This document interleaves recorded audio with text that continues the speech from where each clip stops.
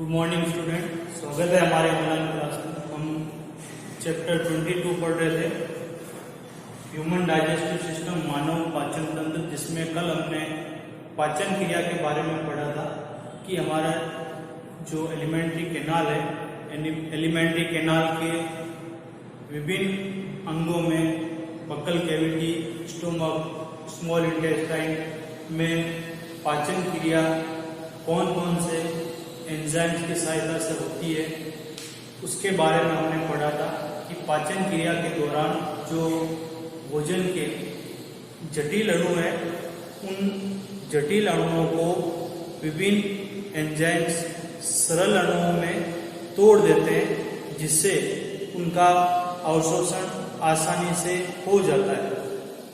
पाचन की क्रिया में हमने कल पढ़ा था कि जो कार्बोहाइड्रेट है, कार्बोहाइड्रेट अपने मोनोमर ग्लूकोज में तोड़ दिया जाता है, प्रोटीन अपने मोनोमर अमीनो एसिड में तोड़ दिए जाते हैं, और जो फैट है वसा, वो वसा अम्ल और ग्लिसरॉल में तोड़ दिए जाते हैं। इसके साथ साथ जो न्यूक्लिक एसिड है, न्यूक्लिक एसिड को पेंटोज शुगर, फॉस्फेट और नाइट्रोजन बेस यानी नाइट्रोजन क्षारक में तोड़ दिया जाता है।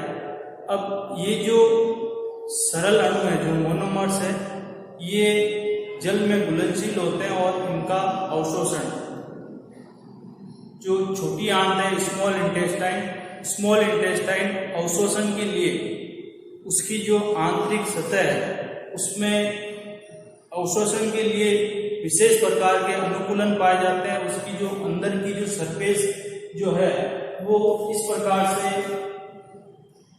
उसमें वलन पाए जाते हैं, और ये जो वलन है, ये अवशोषण की सतह को बढ़ा देते हैं, जिससे ज्यादा से ज्यादा पदार्थों का अवशोषण हो सके। इन वलन को विलय कहा जाता है, और विलय और सूक्ष्म, उसके ऊपर जो है सूक्ष्मांक यानी माइक्रो विलय होते हैं, जिससे ज्यादा भोज्य पदार्थ का अवशोषण होता है। तो आज हम बचे हुए पदार्थ के अवशोषण के बारे में पढ़ेंगे, यानी पाचित भोजन का अवशोषण।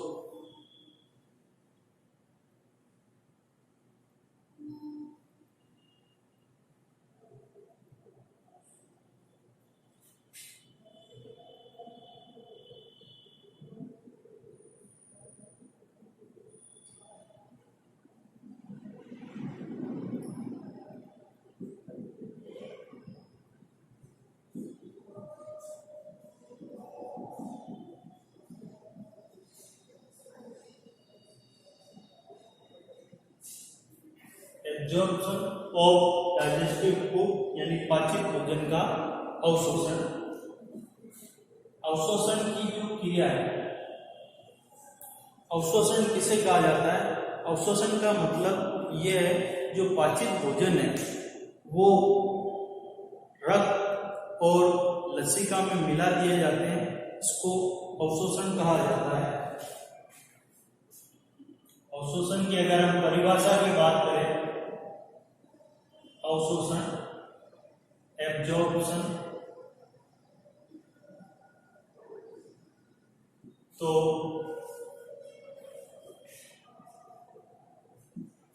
पचे हुए भोजन का रक्त व लसिका में स्थानांतरण, पचे हुए भोजन का रक्त व लसिका में स्थानांतरण अवशोषण कहलाता है। अवशोषण की जो मुख्य क्रिया जो है, वो छोटी आंत में संपन्न होती है, यानी स्मॉल इंटेस्टाइन जो है, वहां पर अवशोषण की क्रिया होती है। लेकिन उसके साथ साथ आमाशय जो है, आमाशय के अंदर कुछ मात्रा में जल व एल्कोहल और कुछ औषधियां हैं उनका अवशोषण अमाशय के अंदर होता है। छोटी आंत की अगर हम बात करें, स्मॉल इंटेस्टाइन की, तो छोटी आंत में सर्वाधिक अवशोषण होता है। यहाँ पर जो कार्बोहाइड्रेट, प्रोटीन, वसा, इन सब का अवशोषण होता है। कार्बोहाइड्रेट का सबसे सरल अणु जो है ग्लूकोज, प्रोटीन अमीनो एसिड से बने होते हैं। वसा अम्ल व ग्लिसरॉल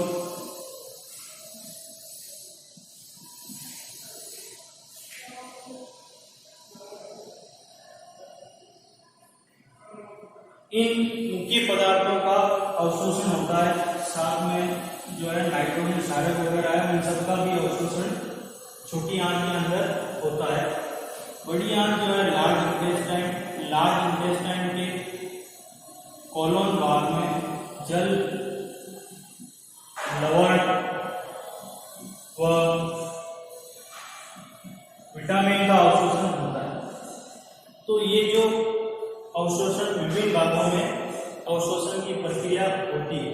अब पदार्थों का अवशोषण किस प्रकार होता है उसके बारे में हम यहाँ डिस्कस करेंगे।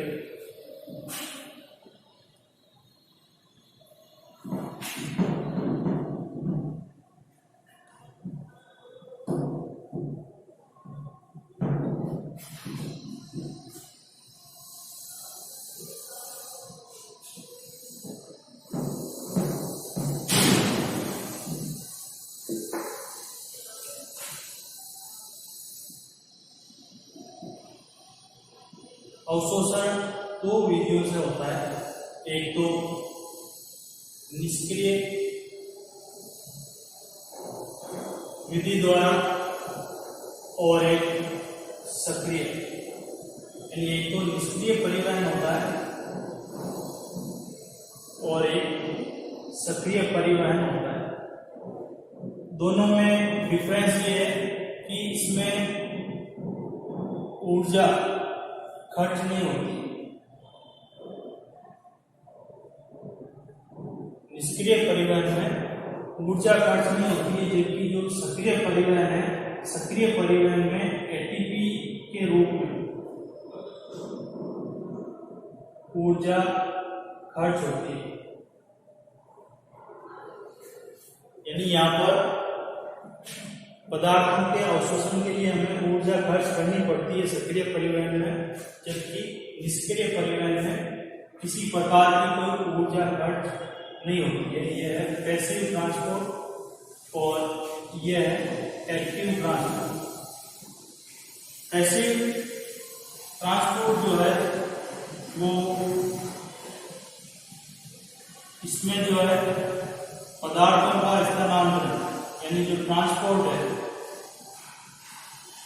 पदार्थों का स्थानांतरण उच्च सांद्रता से निम्न सांद्रता की ओर होता है।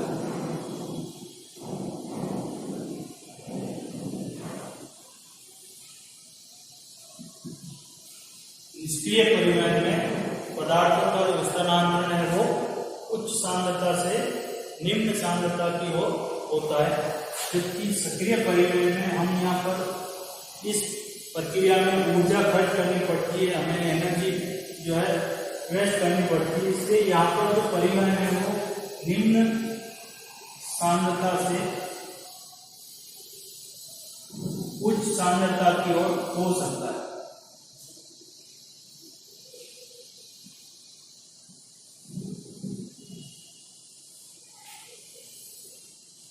निष्क्रिय परिवहन मुख्य रूप से विसरण विधि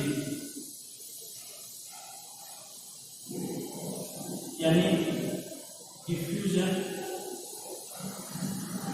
से होता है। इसके साथ साथ में इसमें कभी कभी कुछ कैरियर प्रोटीन शामिल होते हैं, उनकी सहायता से अगर ट्रांसपोर्ट होता है तो उसको फैसिलिटेटेड डिफ्यूजन कहा जाता है। तो इनके द्वारा निष्क्रिय परिवहन होता है और सक्रिय परिवहन में हमें एटीपी के रूप में ऊर्जा खर्च करनी पड़ती है, जिससे निम्न सांद्रता से उच्च सांद्रता की ओर पदार्थों का स्थानांतरण हो सकता है। अब हम अवशोषण के बारे में पढ़ेंगे, किस प्रकार से होता है।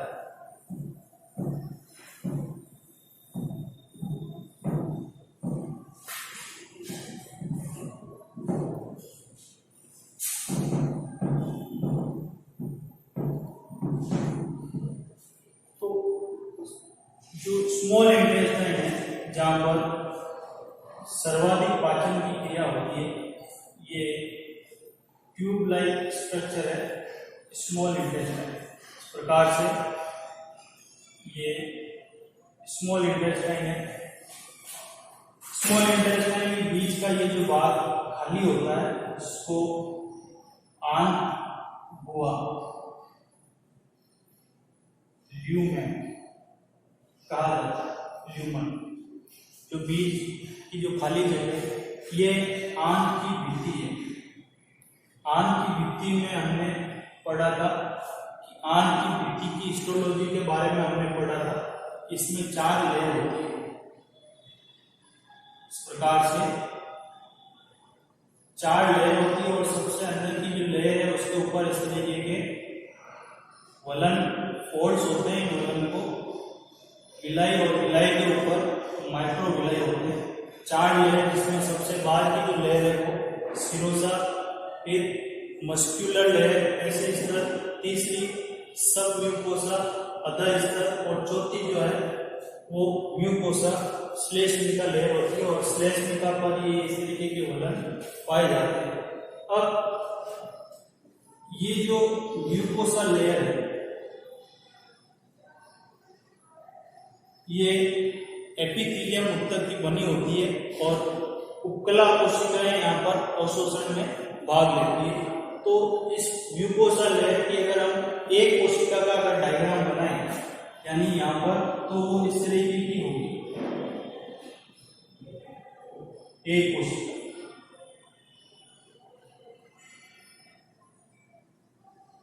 ये उपकला कोशिका है एपिथेलियम, जो आंत की आंतरिक सतह पर उपस्थित होती है। और ये जो है विलाई,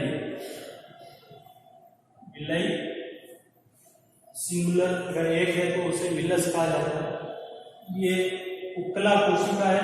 उपकला कोशिका के इस तरफ ये आंत हुआ है, यहाँ पर ये ल्यूमन, और इस तरफ यहाँ पर ब्लड है। ये यहाँ पे ब्लड है। यहाँ पर डाइजेस्टिव फूड है, बचा हुआ भोजन। ये डाइजेस्टिव फूड इस उपकला कोशिका, इसका विलाई के द्वारा अवशोषण होता है और अवशोषण करने के बाद में इसको रक्त में मिला दिया जाता है। फिर ये रक्त इस डाइजेस्टिव फूड को सबसे पहले लीवर यानी यकृत में लेकर जाता है। उसके बाद में यकृत से हृदय में पहुंचता है, यानी यहाँ से ब्लड आया, ब्लड से ये लीवर में पहुंचेगा और लीवर से हार्ट, यकृत और हृदय में पहुंचेगा। फिर हृदय से ये शरीर के विभिन्न अंगों तक इसको पहुंचाया जाता है। अब इसको हम थोड़ा डिटेल में थोड़े यहाँ पर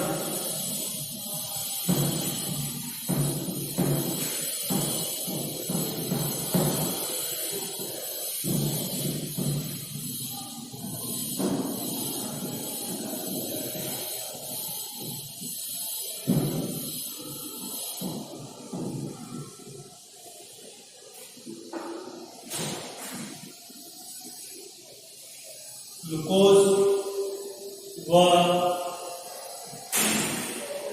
अमीनो अम्ल, इनका अवशोषण किस प्रकार होता है। तो इनका जो अवशोषण है वो सक्रिय अभिगमन, यानी इसमें आपको एटीपी खर्च करनी पड़ती है, उसके द्वारा होता है। इसके साथ साथ यहाँ पर हम देखेंगे कि इसका जो प्रोसेस है वो क्या है। तो ग्लूकोज और अमीनो अम्ल, अभी हमने देखा था कि जो आंत की अंदर की परत जो है उसमें इस तरीके से विलय होते हैं और ये उपकला कोशिका, इनका जो अवशोषण है वो सह अभिगमन प्रक्रिया द्वारा होता है। सह अभिगमन यानी को ट्रांसपोर्ट, को ट्रांसपोर्ट का मतलब दो पदार्थों का ट्रांसपोर्ट एक साथ होता है। किस प्रकार होता है कि ये जो उपकला कोशिका है, उपकला कोशिका, और इस तरफ जो है ये ल्यूमन है। ल्यूमन का मतलब आंतरिक हुआ है, आंतरिक हुआ जहां पर पचा हुआ भोजन है। इस तरफ ब्लड, रक्त। सबसे पहले इस प्रक्रिया में क्या होता है कि सोडियम आयन का सक्रिय अभिगमन होता है। सक्रिय अभिगमन का मतलब यहाँ पर एटीपी खर्च करनी पड़ती है, जिससे सोडियम आयन जो है आंत की गुहा या ल्यूमेन में आते हैं। यहाँ पर इस प्रोसेस में ऊर्जा खर्च होती है। फिर यहाँ पर ल्यूमेन में पचा हुआ भोजन है। अब ये जो सोडियम आयन है, जैसे जैसे सोडियम आयन उपकला कोशिका से आंत की गुहा में आते हैं तो यहाँ पर इनकी सांद्रता बढ़ती जाती है, यानी इनकी संख्या बढ़ती जाएगी और इनकी संख्या धीरे धीरे इस तरफ कम होती जाती है। तो अब यहाँ पर सोडियम आयन की सांद्रता ज्यादा हो गई, इस तरफ सांद्रता कम हो गई। तो अब ये जो सोडियम आयन है इसका अभिगमन निष्क्रिय अभिगमन विधि द्वारा हो सकता है, जो डिफ्यूजन द्वारा यानी विसरण विधि द्वारा होता है, क्योंकि अब इस तरफ इनकी सांद्रता ज्यादा है और इस तरफ कम है। यहाँ पर करियर प्रोटीन है। ये करियर प्रोटीन पदार्थों के अभिगमन में यानी स्थानांतरण में सहायक होते हैं। इस करियर प्रोटीन जो उपकला कोशिका की ये प्लाज्मा झिल्ली है, प्लाज्मा मेम्ब्रेन में लगे होते हैं। अब ये सोडियम आयन का विसरण के द्वारा अभिगमन या ट्रांसपोर्ट करेगी। इसके साथ में ग्लूकोज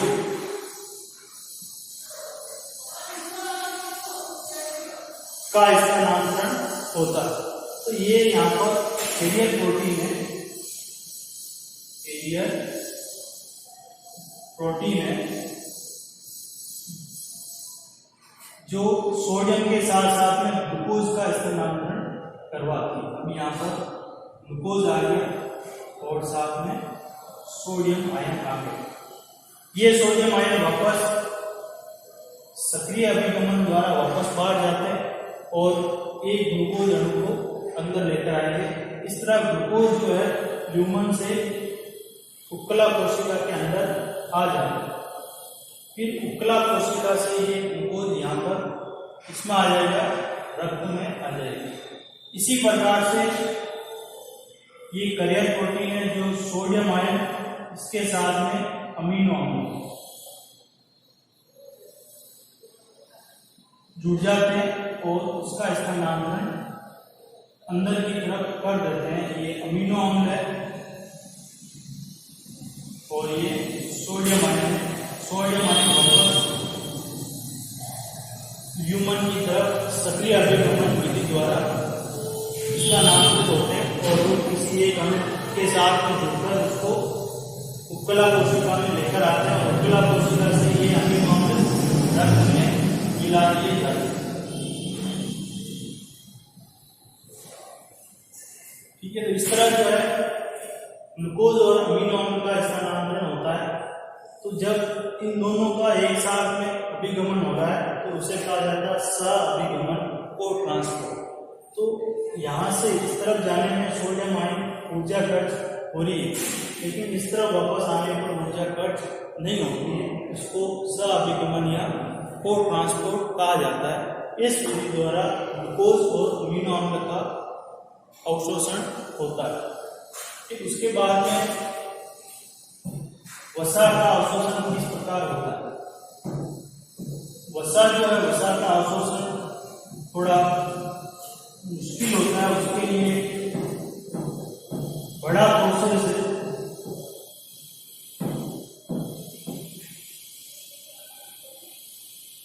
वसा का अवशोषण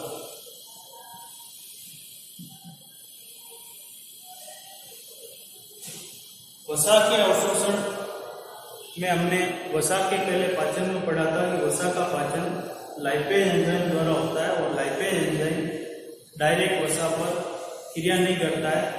उससे पहले वसा जो है, पित्त लवण जो होते हैं वो वसा का पाचीकरण करते हैं और पाचीकृत वसा को लाइपेज एंजाइम पाचित करता है। तो सबसे पहले यहाँ ये इस प्रकार से स्मॉल इंटेस्टाइन की उपकला कोशिका है। स्मॉल इंटेस्टाइन की उपकला कोशिका एपिथेलियम सेल, ये ह्यूमन है, छोटी यहाँ की स्मॉल इंटेस्टाइन की, और इस तरफ ब्लड है। वसा का जब पाचन होता है तो ये वसा अम्ल और ग्लिसरॉल बनाता है, यानी फैटी एसिड और ग्लिसरॉल बनता है।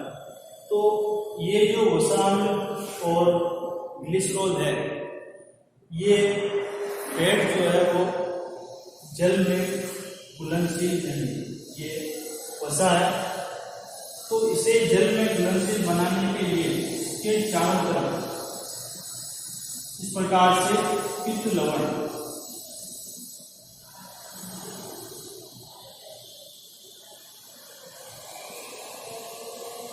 ये यहाँ पे वसा अम्ल है, फैटी एसिड, और ये पित्त लवण है। तो यहाँ पर हम देखेंगे कि बीच में वसा है, वसा अम्ल है, और वसा अम्ल के चारों तरफ पित्त लवण है। इस संरचना को मिसेल कहा जाता है।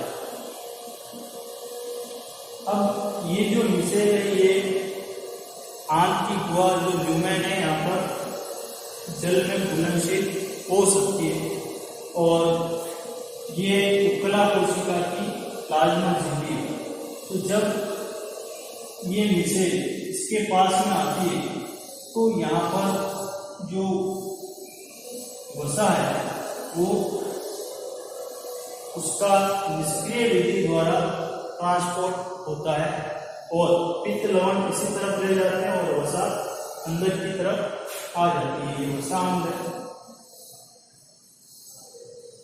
वसा अम्ल ये अंदर की तरफ आ गए, यानी उपकला कोशिका में आ गए। तो ल्यूमेन से, यानी आंत की गुहा से उपकला कोशिका में इसे लाने के लिए पित्त लवण जो होते हैं वो सहायता करते हैं। पित्त लवण वसा के चारों तरफ जो है इकट्ठा होकर एक संरचना बनाते हैं जिसे मिसेल कहा जाता है। ये मिसेल जल में घुलनशील होती है, जिससे वसा अम्ल का ट्रांसपोर्ट आसानी से हो जाता है। फिर ये उपकला कोशिका के अंदर ये जो वसा है, ये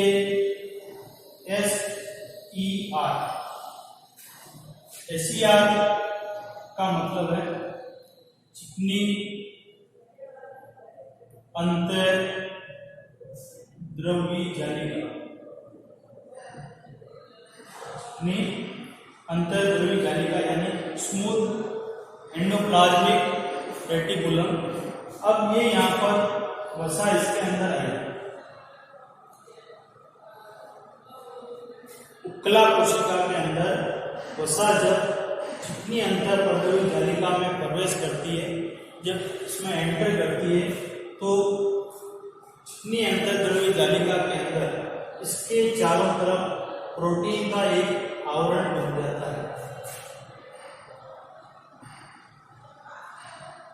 इसके चारों तरफ प्रोटीन का एक आवरण बन जाता है। इसके चारों तरफ ये जो प्रोटीन का आवरण बनता है, इस प्रोटीन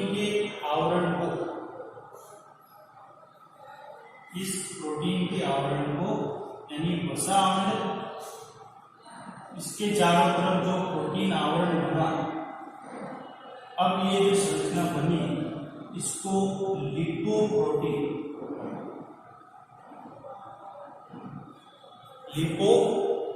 कहा जाता है या काइलोमाइक्रोन, इसको कहा जाता है लिपोप्रोटीन या काइलोमाइक्रोन। फिर ये काइलोमाइक्रोन उपकला कोशिका से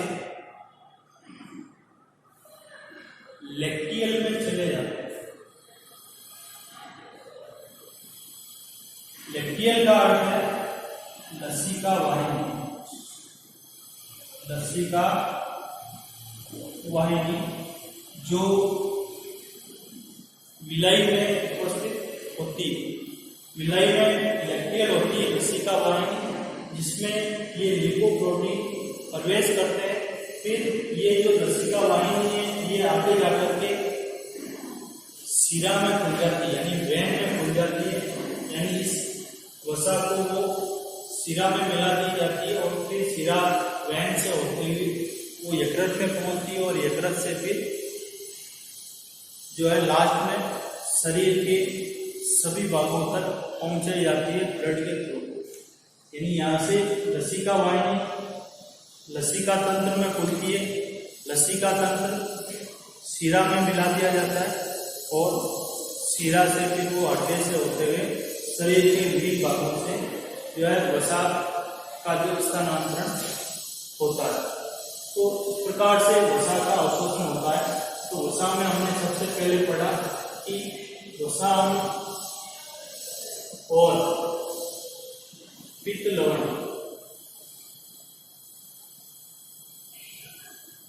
वसा और पित्त लवण दोनों को मिलाने से मिसेल बनती है। ठीक है, फिर ये जो मिसेल है इसमें पित्त लवण अलग हो जाते हैं और SER के अंदर वसा प्लस प्रोटीन का एक आवरण बनता है। दोनों को मिलाने से जो संरचना बनती है उसको लिपोप्रोटीन या काइलोमाइक्रोन कहा जाता है। लिपोप्रोटीन या काइलोमाइक्रोन। फिर यहाँ से ये लैक्टियल यानी लसिका वाहिनी, फिर लसिका तंत्र से होते हुए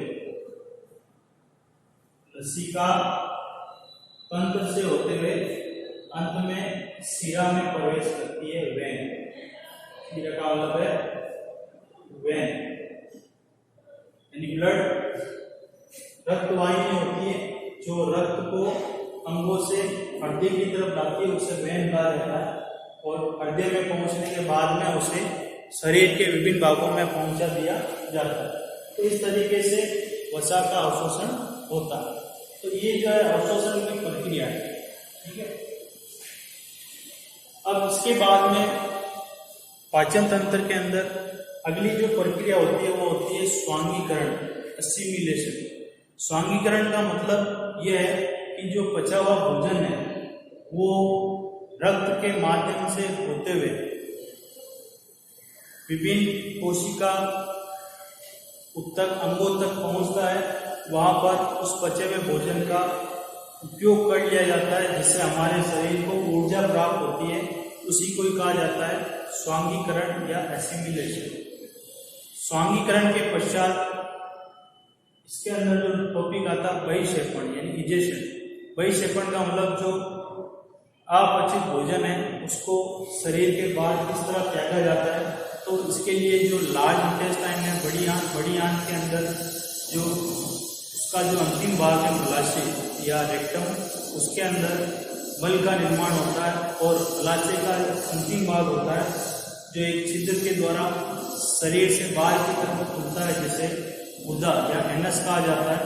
उस मल को एनस के द्वारा शरीर से बाहर त्याग दिया जाता है। ठीक है, ये पूरा जो है पाचन तंत्र हमारा जो डाइजेस्टिव सिस्टम जो चैप्टर है आज कंप्लीट होता है। नेक्स्ट जो है हम रेस्पिरेटरी सिस्टम यानी श्वसन तंत्र के बारे में पढ़ेंगे।